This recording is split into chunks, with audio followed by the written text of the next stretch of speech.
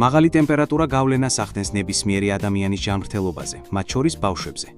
ძლიერმა სიცხემ ბავშვებში შესაძლოა გამოიწვიოს დეჰიდრატაცია, ორგანიზმის გამოფიტვა, კუნჭქვითი მოვლენები, სისხლის მიმოქცევის მოშლა. მაქსიმალურად დაიცავით ბავშვი ძლიერი სიცხისგან. დააკვირდით მას და საეჭვო სიმპტომების გაჩენისთანავე დაუკავშირდით ექიმს. განსაკუთრებული რისკის ქვეშ არიან ბავშვები, რომლებსაც აქვთ სუნთქვის პრობლემები, მაგალითად ასთმა, გულსიხსრალთა და თირკმლის დაავადებები, დიარეა, შეზღუდული შესაძლებლობები. ბავშვების ძლიერი სიცხისგან თავის დასაცავად დაგეგმეთ გარეთ გასვლა დღის გრილ პერიოდში. დაიცავით ბავშვის კანის თავისუფალი ზედაპირი მწერების საწინააღმდეგო საშუალებებით. არ დატოვოთ ბავშვი გაჩერებულ ტრანსპორტში ან მზის სხივების ქვეშ. გრილი ტემპერატურის დროსაც კი მანქანაში შესაძლოა ტემპერატურამ სწრაფად მოიმატოს. ღია ფანჯრის შემთხვევაშიც კი ტემპერატურამ მანქანაში შესაძლოა 10 წუთში 6 გრადუსით მოიმატოს.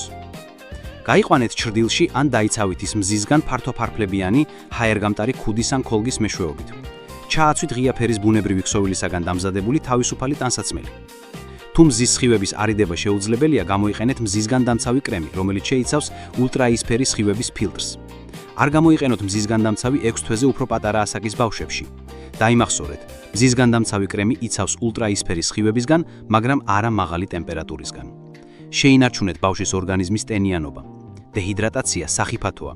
მიეცით ბავშვს სითხე სანამ მოწყურდება. ეცადეთ უზრუნველყოთ ბავშვის კვება ბევრი ბოსტნეულით და ხილით, რომელიც ბევრ წყალს შეიცავს. მეტი საინტერესო ინფორმაციისთვის გამოიწერე კურა მედიანას არხი YouTube-ზე.